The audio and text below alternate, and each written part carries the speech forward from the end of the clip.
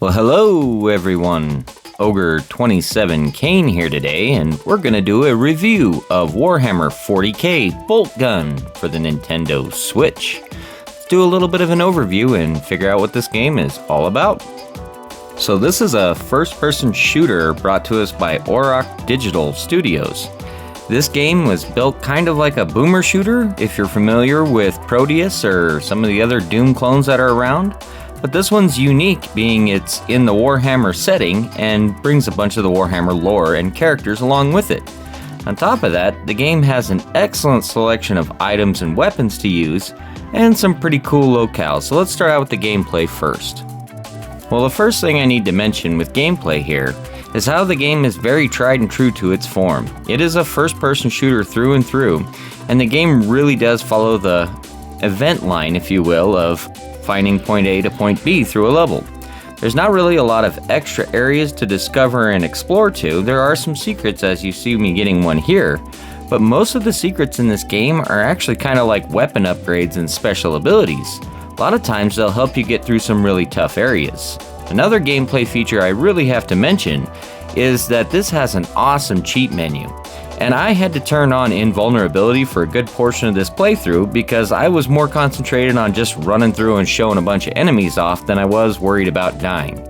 If you take your time and get through this game, you won't have as much trouble. But if you try to rush through this game on any difficulty, the game will punish you. Luckily, like I said, this cheat menu really limits the heartache and makes the game a lot more manageable. The last thing I need to mention about gameplay is brace yourself for a pretty long playthrough and long sittings for each level. It takes about half an hour for each one, so let's hit the story now.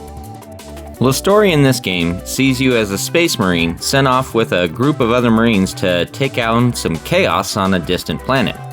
Something happens, blah blah blah, you're the last one alive, you need to save the universe, there's a giant wormhole, there's an ultimate weapon, there's a lot of nonsense. It's pretty cool if you like the Warhammer lore, and there's some fun elements to it as well, and the cutscenes are well done. But frankly, the story is kinda loosely based, and it's not really that important. You could play through this entire game and not know anything about the story. The other element too is that the story beats are told in between and not really during any of the action, so a lot of times you're kind of tuned out or preparing yourself for the next big battle.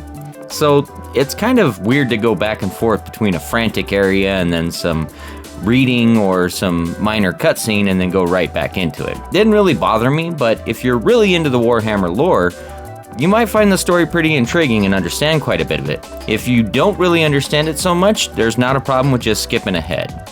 I personally love Warhammer, but it's up to you. So let's talk combat now.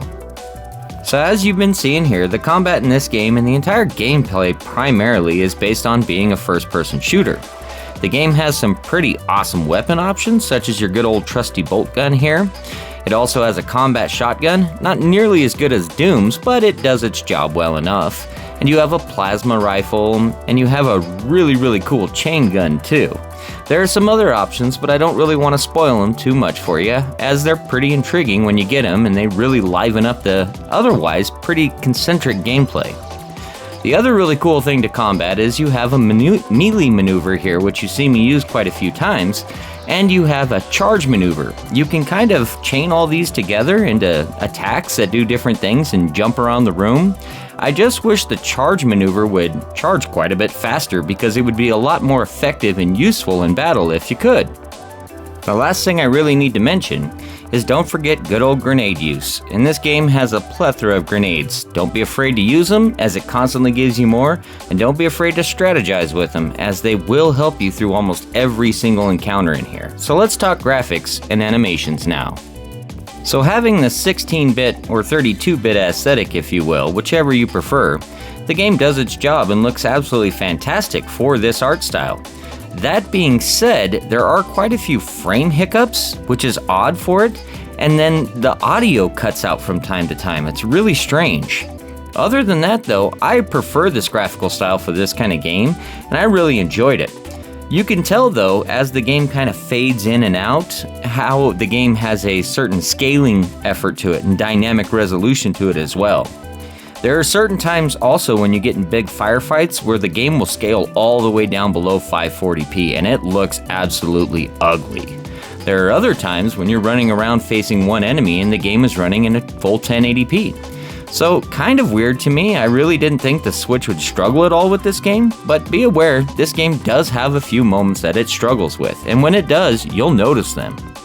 I do have to mention though, there are quite a few options for playing around with certain settings, none of them that really affect the graphical settings, but some of the cheap menu items can help you as well, so I definitely recommend exploring the menus and seeing if there's something that works better for your liking. That out of the way, let's talk controls and audio now. Well, first we're going to hit the controls. The controls in this game are a first-person shooter tried and true, and there's really not much to them. You have your charge maneuver, you have your attack maneuver, you can jump, and you can do some other things. The controls are pretty basic, and there are some menu options to mess around with them. Other than that, there's not much more I can say to that. Let's hit the audio real quick, and I'm going to show some of it off here because I think the audio in this game is fantastic. But be ready, it gets pretty heavy.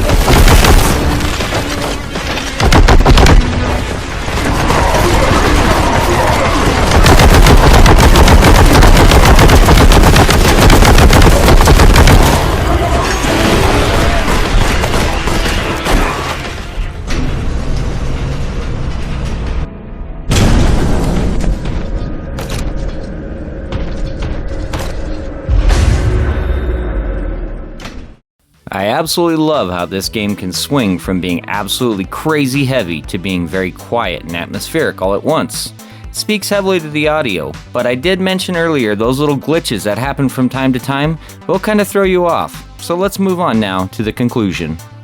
Well, in conclusion, this is no AAA game. You can definitely tell this was a labor of love by a studio who probably just really loves Warhammer lore. The game is well done, it's absolutely fantastic in my opinion, and it's everything I wanted from a Warhammer first-person shooter.